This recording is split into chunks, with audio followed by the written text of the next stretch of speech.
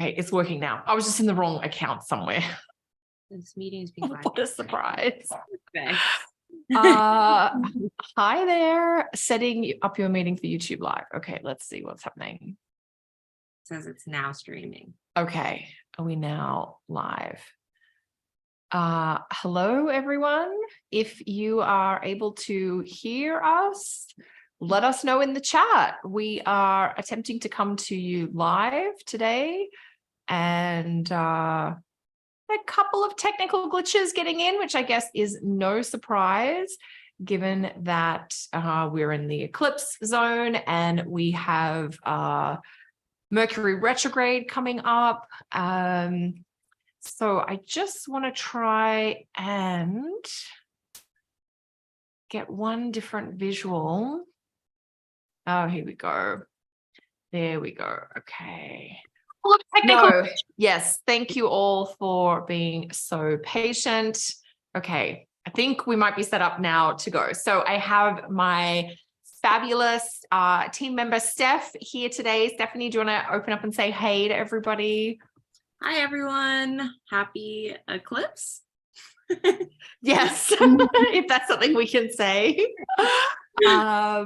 So we are here to hang out for about half an hour, answer any questions that you might be having about the eclipses, either about today's solar eclipse in Aries or about the lunar eclipse in Scorpio, which will be the second eclipse in our current eclipse season, and that's coming up on May 5th. So let us know in the chat if you have questions, or let us know how you are experiencing the eclipse. Are you getting a bolt of energy from the eclipse in Aries, or are you feeling a little bit wiped with the generally kind of low vitality vibe of the eclipse? We would love to hear your experiences. So let us know. We're so happy to be here with you, answering questions. Yeah, I think we could probably just dive in. We'll see if any of you have any questions. Creating Harmony says, thanks for streaming. Our pleasure. Steph and I are trying to get in the habit of doing these a little bit more regularly. So we look forward to seeing you all. Cam, I can see you asking about where will it be visible. The best place to figure that out is actually do a little Google search or check out the website timeanddate.com. I think they often have a really great visual for the pathway of the eclipse. That one I don't know off the top of my head. But in terms of the astrology chart itself, those kinds of features, what kind of energy the eclipse is about, certainly happy to speak to all of that. Yes, please pop in your questions if you have any questions about this upcoming eclipse. And, one thing I will say as we're getting started, this Aries eclipse, it is the first eclipse on the Aries Libra axis. So we are starting a new journey, a new 2-year cycle. We're going to have eclipses basically over the next 2 years in the sign of Aries. And so we are, in some ways, we've got this sense of the next chapter is unfolding, or maybe there's a preview of what's to come. And this eclipse, it is at 29 degrees of Aries, but it's a solar or new moon eclipse, and it is near the North Node.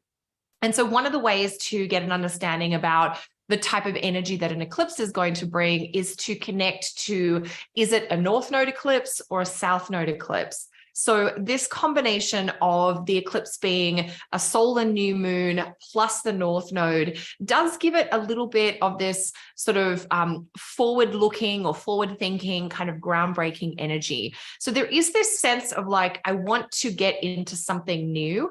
You might be mildly obsessed or even intensely obsessed about this something new that is capturing your attention, your energy as we go forward.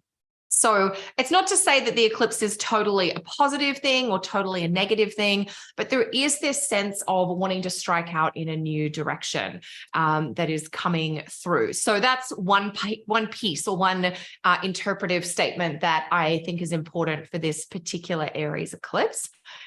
So over to you, Steph. Have we got any questions coming through that we should address for listeners and watchers? Yes, JP asks or said, eclipses seem to inspire lots of fear. Do you think that people should or need to do some form of ritual for protection?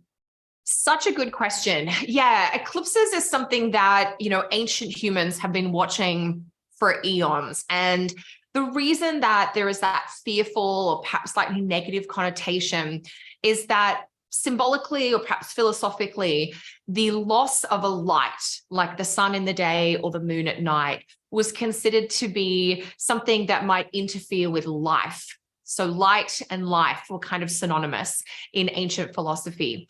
And so the temporary blocking or loss of light was considered to be an omen that was against life and vitality. And so that's where some of that fear comes from. I think also for ancient peoples, they may not have had as detailed an understanding about the eclipse cycles and the ability to kind of time how long they might last. And so it's a little bit more fearful. If we didn't have electric light and all of a sudden, the sun was gone in the day, we were disrupted from our work or our duties. And that would be, more of a concern. So, of course, we have a little bit more of a technical understanding, but I think there is a thread of, because eclipses are about disrupting the usual pattern of things. And what I mean by that is, every couple of weeks we have a lunation. We either have a new moon or a full moon, and they tend to unfold with sort of this consistent rhythm. And then every 6 months or so, we get these light blocking lunations, which are the eclipses.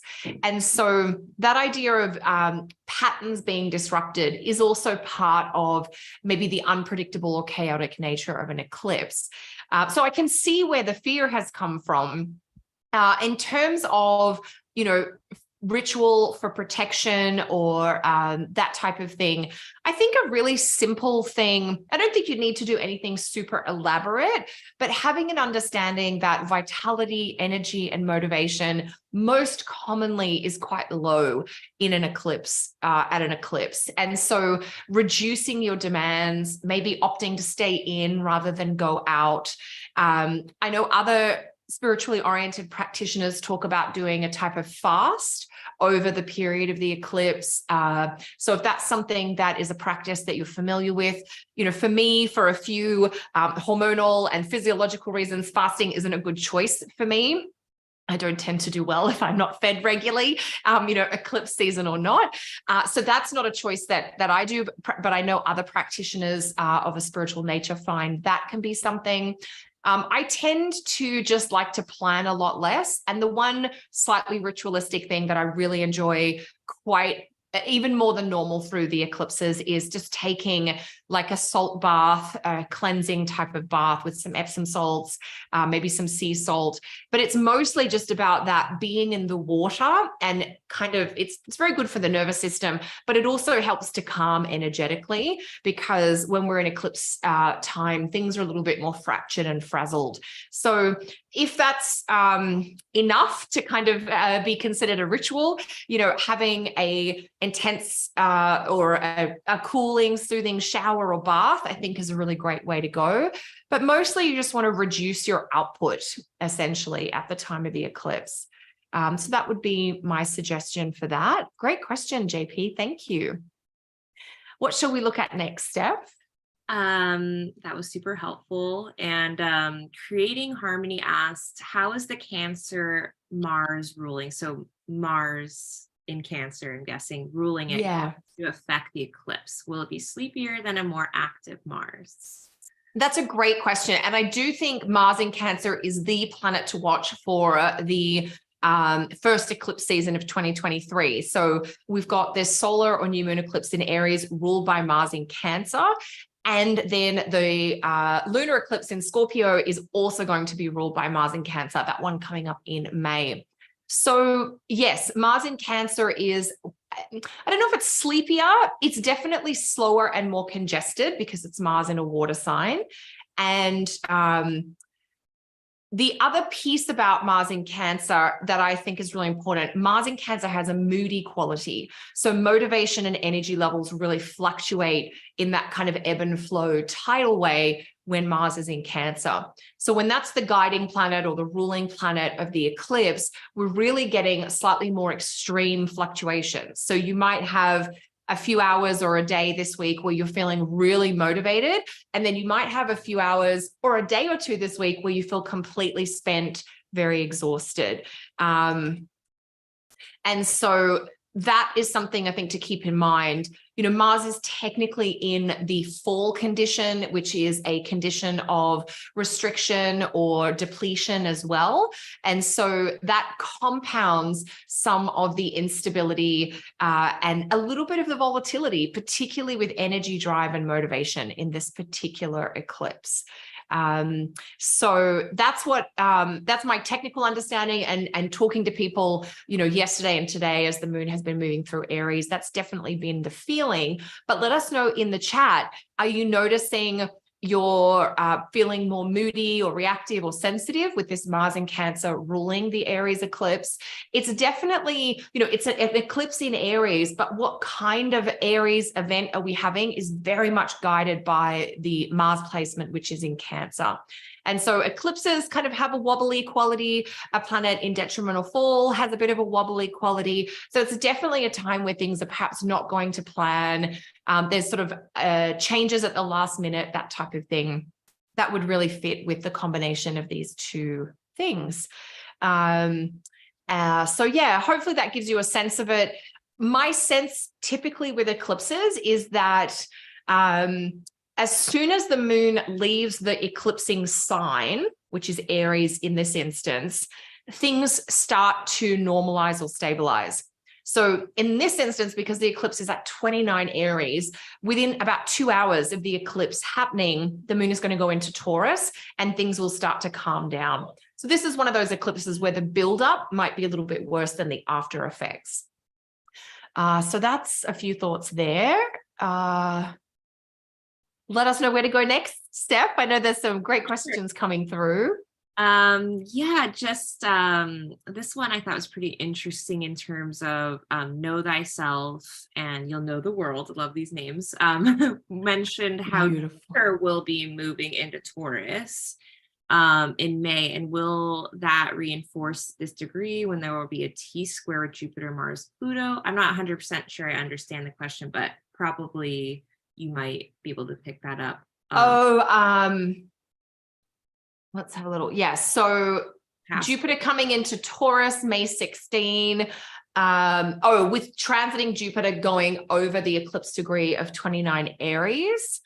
So technically Jupiter will hit that eclipse degree just before it goes into the T-square with Mars and Pluto. So I think that might be what the question is speaking to.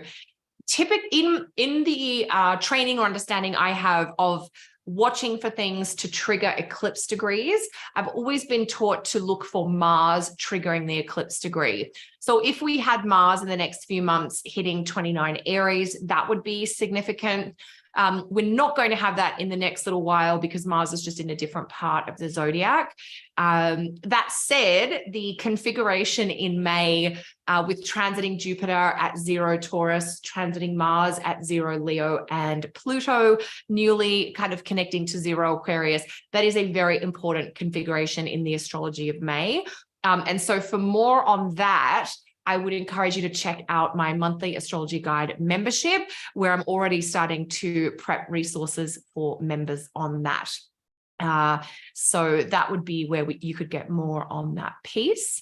Okay, hopefully that's helpful. And then we'll keep going with today's questions. Great. And I'll link Kelly's membership in the comments. And then this one I thought was really interesting. JP asked, how would you read a natal chart for a person born during an eclipse? Oh, that's a great question. So for a person who's born during an eclipse, there's so many pieces to think about here. So first up, is it a solar eclipse or a lunar eclipse? And is the eclipse with the south node or the north node? And essentially, so I would I would weave into the natal chart the eclipse effects as then being a big part of the life story. And Bernadette Brady has done some research on this in her book, Predictive Astrology, The Eagle and the Lark.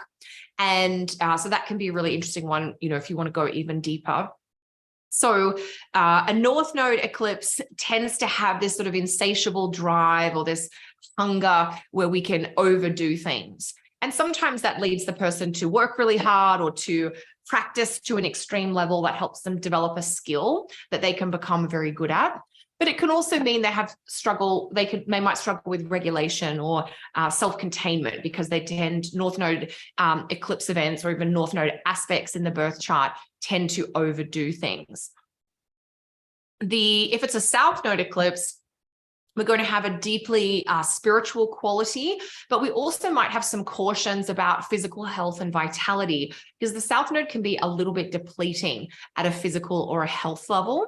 So the South Node can bring a lot of spirituality, this desire to share things or to give things away. And the South Node will do that, by aspect in the natal chart if you have a planet conjunct the South Node, but it would also, if it's a South Node eclipse, that theme can come through as well, that idea. Sometimes the South Node, if the person has a talent or an artistry of some kind, it can create this prolific quality of like just releasing and putting things out into the world. So the other way that I'd be really specific in a birth chart is, is it so which light, sun or moon, with which node, and then we would feed into the topics in the natal chart. For instance, if somebody had an eclipse with the moon near the South Node, we might have a depletion or a drain or a little bit of a limiting energy about a topic to do with the moon in the birth chart. And to really personalize that for the individual, I would look to the house where they have the zodiac sign of Cancer on the cusp. So I'd link the moon to the house of Cancer and the sun to the house of Leo. And by that, I don't mean like the 4th house for Cancer or the 5th house for Leo, but rather, if you have Cancer on the 8th house cusp, then the moon is the ruler of the 8th house for you. And if the moon was in a little bit of a depleted condition, that might speak to that quality affecting the topics of the 8th house. And I do go into that a little bit more in a webinar training that I have called the lunar nodes in the natal chart, or a traditional approach. So if that idea of the nodes, if I've used some keywords there for any of you where that's a little unfamiliar, that would be a great resource to dive into. That's a great question. What else is coming through, Steph? How are we going so far? I think we're doing great. Let's see here. Cam wrote a little bit ago about feeling super tired this week, and Aries, and having some troubles with work, and Aries being their 12th house sign. Yep. So I thought that was interesting, and maybe you could speak a little bit to like the house placements of the. For sure. Yeah. I think, we've kind of, as we're exploring our questions today so far, we're definitely getting the sense that this eclipse is going to have a bit of a draining kind of quality or a tiring quality. There is definitely, Mars in Cancer technically is not functioning, in a consistent, productive way. And when we add that into the eclipse, everything is higgledy-piggledy and haywire. And then if you say, well, the eclipse is in my 12th house, it's funny, I was teaching a private class earlier today, and we talked a lot about the 12th house and how when the 12th house is activated, sometimes we really need to pull back. The hermit is the archetype for the 12th house. This is an archetype representing an individual who spends time alone, in seclusion. The 12th house represents being away from your normal people, your normal places, the normal, settings or tasks that you do. So if this eclipse is in your 12th house, if you're a Taurus rising and you have that Aries 12th house combination, almost like give yourself permission to lay low, to step back. You might need some restorative time or recovery time. One other concept that's connected to the 12th house is this idea of convalescence. Sometimes we need to go slowly or move at a slower pace to recover our enthusiasm or motivation and vitality. And keep in mind that this eclipse at 29 Aries is coming at the end of 4 weeks of Aries season. So most of us have probably been going pretty hard over the last 4 weeks. This is a pretty dynamic, enthusiastic time of the year. It's been enhanced at the moment by having Jupiter in Aries. And so right now there's that sense of like, you're almost at the finish line and you might need to stop for a break before you can actually get across the finish line. So obviously when we have work tasks to do that we can't change, that's very realistic for many of us. Then sometimes we have to give up the fun things to do the necessary things with our limited energy. And if we push hard during the work week because we kind of have to, we might need that recovery time to come through on the weekend. So this is making me think of one other point that I think is really good. So we're having our first eclipse of the season now, April 19th and 20th, depending on exactly whereabouts in the world you are. And in 2 weeks' time, we'll have the second eclipse in this season. So we are going into this weird kind of eclipse tunnel zone where we're between 2 eclipses. And I think in general, just, keeping things lower profile, so being around less people in general, being around less stressful or aggravating people, you want to stick to your safest, most trusted, most easy to be around people. And physically, you might want to take things down a notch in terms of, exercise or activity. Getting extra rest if the eclipses are not disturbing sleep is helpful. And if you just need a nervous system, reset, just get under the covers or under a heavy blanket.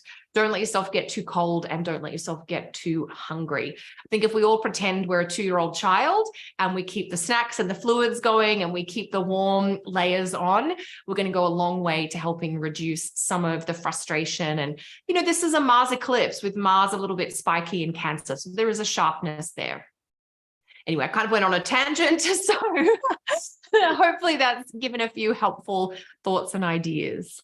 That is so helpful. I definitely am feeling all of that. Andrew asked, how would you describe the difference in energy or influence between a solar and a lunar eclipse? Yeah, that's a great question, Andrew. Love it. So a solar eclipse, I always say the phrasing or the terminology gives us a clue. A solar eclipse happens at a new moon, and it's when the light of the sun, the solar light, is eclipsed or blocked. So the funny thing at a solar eclipse is that the moon actually has more power because it's the moon that does the blocking of the light to the sun, which typically isn't what happens at a solar eclipse. So a solar eclipse is a time where emotion or intuition or our kind of bodily, visceral, felt responses can be more important than logic or the rational mind, which can be connected to the sun, at least in ancient forms of astrology. A lunar eclipse is when the moon's light is blocked because the earth is between the sun and the moon. And so when the lunar light, the moonlight, gets blocked, we kind of get a little bit disconnected from our emotional selves. That doesn't necessarily mean we go immediately into the rational, logical space, but it does mean we can feel a little bit out of sorts because that intuitive insight is not available for us to draw on. So that's a few ways to think about the solar eclipse versus the lunar eclipse. I know different people might talk about other things based on the phases, but that's what I tend to think about is like what kind of light would normally be here and what's coming through instead. So yeah, hopefully that gives you a little bit of food for thought on that one. Super helpful. And Stacy asked, how important are these eclipses for people having their nodal returns in these houses? Yeah, that's a great question because, of course, the eclipses are tied to the nodes. And, at the moment, we're kind of in a bit of a transitionary period where the nodes are getting very close to the beginning of Taurus and Scorpio, which means they're about to change signs, remembering that the nodes move backwards through the zodiac. So the north node's about to come into Aries and the south node is about to come into Libra. That's going to happen around the middle of July, 2023. And so we are in this transition place where we're having a eclipse in Aries with the node actually just across the sign boundary in Taurus. And so what I typically say in terms of like nodal transits at the same time of an eclipse is if the node itself, like at this eclipse, the Aries eclipse, the nodes are at 4 degrees Taurus, 4 degrees Scorpio. If that's a planet or an angle in your chart, that can be really important. I think if you're having your nodal return, so I work with the nodes maybe a little differently to how others might. And that's just informed by some of the Hellenistic and ancient styles of astrology that have really informed my practice. So I don't work with the nodal return itself per se, but I tend to look at the nodes as transiting activators that trigger the visible points or the angular points in the natal chart.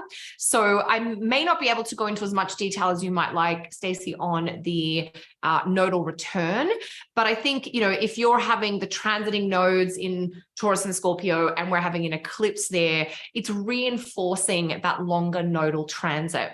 If you're having, you know, the nodes in Aries and Libra and we're having eclipses there, think about an eclipse as like an exclamation point for the longer 18-month nodal transit through those pair of signs.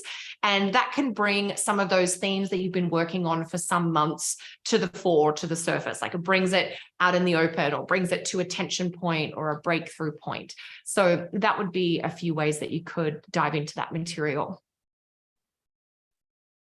Thank you. Do you want to do one more? I think one more sounds good. And then everyone can go and rest up and take a bath or a big shower, depending on what time of day it is for them. All right. We got one here. It says eclipse is happening in my 7th house. Can you shed some light on that? Such a good question. So that means you're a Libra rising with the Aries descendant 7th house. I just did a webinar last weekend about relationships. So I have like a whole different bit of relationship info in my head. Okay, eclipse in your 7th. So this energy about moving into a new cycle or a new chapter, which is very much part of this Aries eclipse because it's the first in what will be a 2-year series of eclipses here. And so that's important to think about, a new 2-year cycle starting. We want to also factor in that this eclipse has that kind of wobbly energy with the ruler being Mars in Cancer. And so that might be a time where you're wanting to start a new chapter in relationships with someone special or, you know, in a particular partnership, but that there might be a little bit of difference of opinions or difference of priorities or different choices about whether you should start that new chapter together or what starting that new chapter together might look like. And so I would really encourage you to think about what it is that you want to let go of from the past and what it is you really feel is going to be something you need to bring in to your experience of relationships. But give yourself a 2-year timeline to work that through. It's not as though the eclipse happening is saying the eclipse is happening today or tomorrow, and therefore it's all going to happen tomorrow.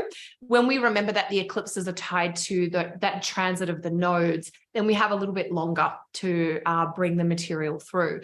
And if you're a Libra rising with Aries on the 7th, we've got Cancer, that Mars in Cancer is in the whole sign 10th house for you. So some of the kind of wobbly bit or some of that tension point or that point of adjustment for you might be about factors pertaining to work and career for either you or your partner and how you're having to make adjustments within the relationship around that. So that's a little bit of a technical piece, but if you know what house the Aries eclipse is in for you, and then you know what house the ruler Mars in Cancer is in, think about those 2 areas of your life having to make adjustments or accommodations, or maybe those 2 parts of your life are in a little bit of a disagreement or a sense of, well, I want this, but I want that. So figuring out the adjustment points, you go, we go, that's not going to work. Well, what about this? There could be that negotiation. So they would be some things to think about in terms of working through the eclipses into our individual charts, which is really such an important thing to do because that is where we get the personal take on how it's affecting us. Fantastic. Love it. Do you want to talk about your relationship astrology course coming up? Oh, yes, we should do that, shouldn't we? I just saw somebody's comment in the chat. I'm here, but I'm very, very tired. I'm like, definitely on point. Eclipse in the eclipse zone. So for any of you who are interested in relationship astrology, I have my next live cohort of my relationship astrology training program starts on May 15. It's an intermediate course introducing intermediate students to some of the primary techniques we use in relationship astrology. So that includes synastry, the technique of temperament, and then factoring in things like transits and progressions, those timing factors into the realm of relationships. So if that's something you'd like to learn about, you can pop over to the website, kellysastrology.com, to find out more or to sign up.